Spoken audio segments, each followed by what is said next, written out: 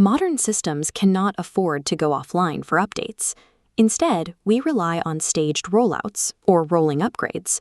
Because deployments take time to ripple across a cluster, you inevitably end up with a mix of old and new code running side by side in production. This exposes a harsh reality of distributed architecture. Application code updates in minutes, but the data it produces and consumes lives on indefinitely. To keep the system from crashing, you need backward compatibility. Your newly deployed code must be able to safely read and process data written by older versions of the app. You also need forward compatibility. The older code still running on unupdated nodes must be able to read data generated by the new code, safely ignoring any additions it doesn't recognize. Ensuring this two-way street works requires a precise translation layer. You have to take the live objects and pointers in your server's memory and convert them into a self-contained sequence of bytes that can travel over a network or sit on a disk. Managing these version mismatches transforms encoding from a utility into a primary constraint of system evolution. The survival of a distributed system depends on how it translates memory into bytes. When moving data, textual encodings like JSON, XML, and CSV are the industry defaults. They are human-readable and supported by nearly every programming language. But text formats carry subtle ambiguities, particularly with numbers. JSON doesn't specify precision. If you hand a 64-bit integer, like a Twitter tweet ID, to a JavaScript application, the browser's floating point math will silently truncate it, mangling the ID. Here is a standard JSON payload holding a username, a favorite number, and an array of interests. Let's look at its physical footprint. Stripped of whitespace, this single record consumes 81 bytes of memory.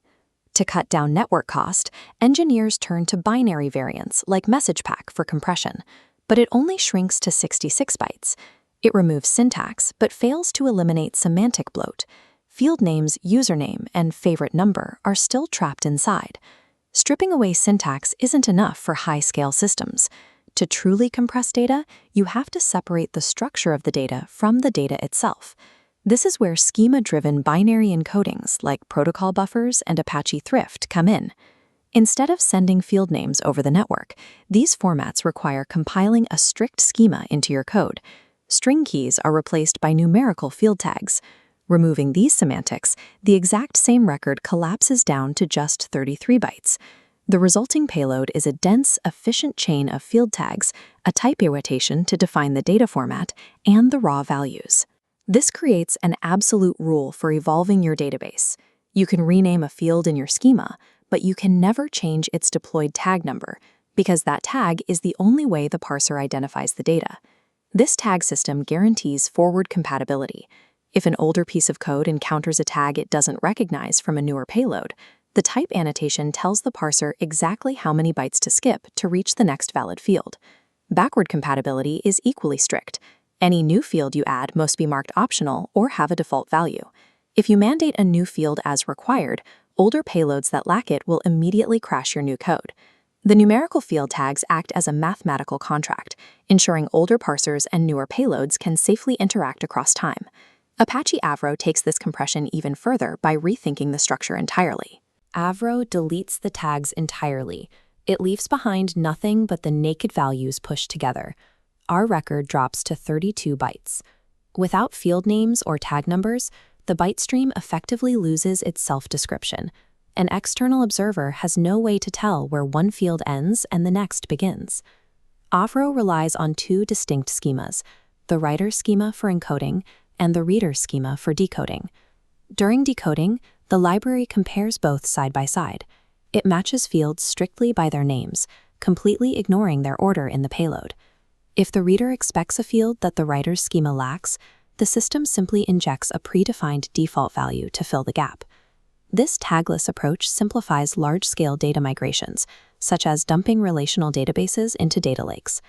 Avro maps column names to fields automatically, removing the need for manual tag management as the database schema evolves. Avro sacrifices standalone self-description at the byte level to achieve automated schema generation at a massive scale. The encoding format you choose is only half the equation. The environment where that data actually travels dictates how it breaks. In a database, data outlives code. A single table might contain records written 5 milliseconds ago, right next to records written 5 years ago, all in their original historical encodings. Watch what happens when a version 2 application pushes a new field, like a photo URL, into a database. Later, an older version 1 node reads that exact same record. Because v1 doesn't know about the new schema, it drops the photo URL as it decodes the payload. If that v1 node updates the username and writes the record back, the photo URL is permanently deleted. To prevent silent data loss, your application-level code must explicitly be designed to preserve unknown fields when decoding and re-encoding database records. Network communication, specifically remote procedure calls or RPC, carries an entirely different set of complex risks for your data. Unlike local function calls, network requests are unpredictable. Packets drop, routers fail, and timeouts happen. You never know if a request failed to reach the server or if the response simply failed to reach you. You have to design the protocol to handle repeated requests safely. When upgrading RPC systems, you almost always deploy the new servers first and update the clients later. This means your API requires backward compatibility on all incoming requests and forward compatibility on all outgoing responses. Whether your data is resting quietly on a disk or flying across a congested network, the physical environment dictates exactly how strict your compatibility protocols must be. Returning to our rolling upgrade, with a schema-driven binary format in place, data flows safely from the new code to the old code. Every packet successfully navigates a schema resolution checkpoint before it enters memory. Textual formats like JSON remain the standard for public APIs and cross-organizational integrations, where enforcing strict schema consensus is nearly impossible. But for internal microservices, high-throughput message brokers, and large-scale data archiving, binary formats like protobuf and Avro provide the necessary performance and structural safety. The choice of an encoding format creates a long-term technical dependency that often outlasts the original application code. To guarantee zero downtime, you have to respect the immense complexity of translating an in-memory object through time and space.